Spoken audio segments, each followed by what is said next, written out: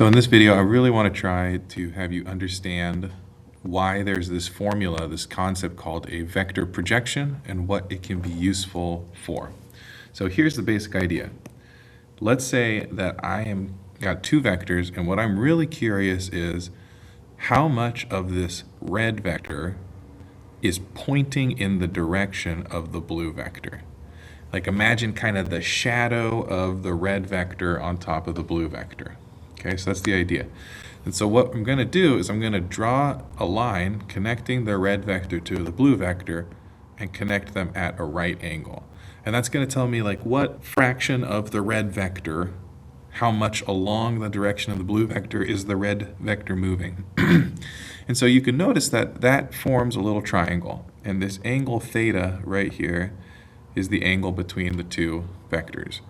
And here's the key fact that really helps you understand where the vector projection formula comes from. And I'm going to be honest, I had a lot of trouble with this formula myself. I didn't remember learning it, and it was only when I saw it after teaching this class for a few times that it started to click.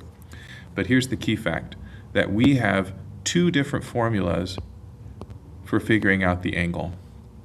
And one of those is that the cosine theta in a right triangle, just think about SOHCAHTOA, is adjacent over hypotenuse.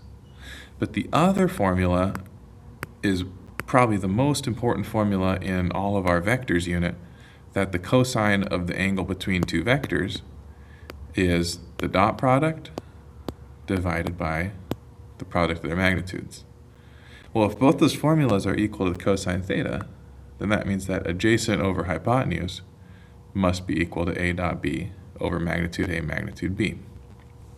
One other thing that can be tricky for people is this adjacent over hypotenuse here. These are lengths. And so if it's a length, that means that I'm going to have to use the magnitude part.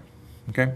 So let's label here and let's clarify some stuff. So I'm going to call this red one vector A. I'm going to call the blue one vector B. And then I'm going to call this part here, let's make it purple because it's kind of like the combo of them. That's kind of pinkish, let's make it a little more purple.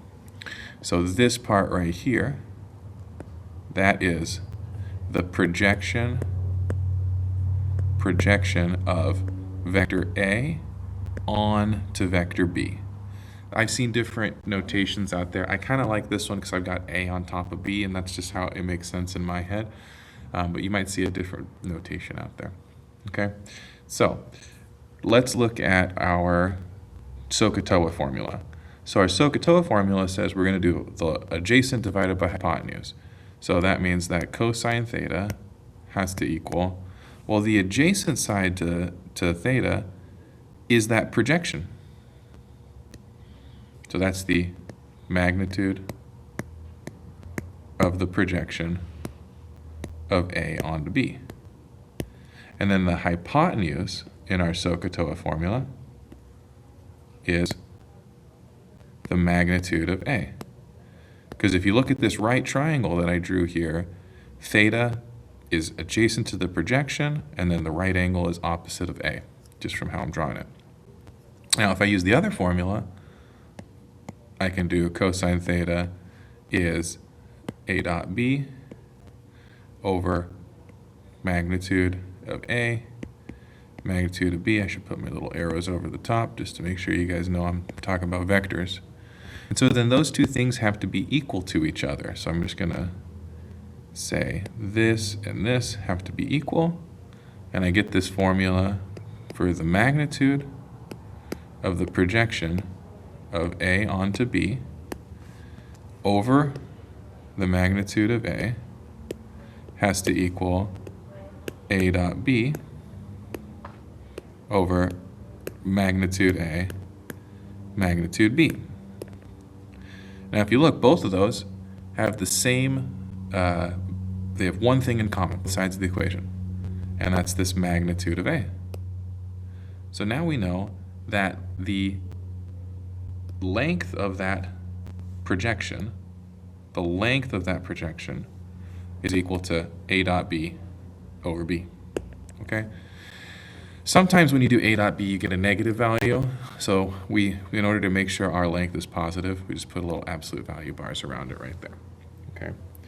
Now, let's say I wanted to go the other direction. I wanted to project B onto A. If I wanted to project B onto A, then I would have to actually extend A a little bit longer, like this. And then instead of drawing the right angle touching B, I draw the right angle up here touching A.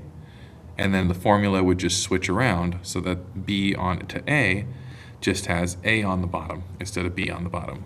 So if I wanted to then project it the other way, so project vector B onto vector A, it would just be absolute value of A dot B over A.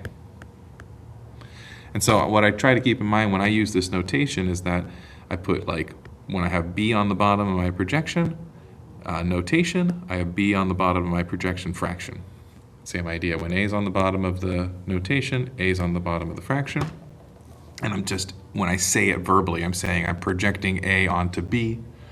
So A onto B means that the A dot B is on top and B is on the bottom because I'm putting A onto B. Same idea in reverse for putting B onto A. Okay, so now why might this matter? This is going to tell you the distance of that projection onto one other vector. And so I'm going to make another video where I go into how you can use this.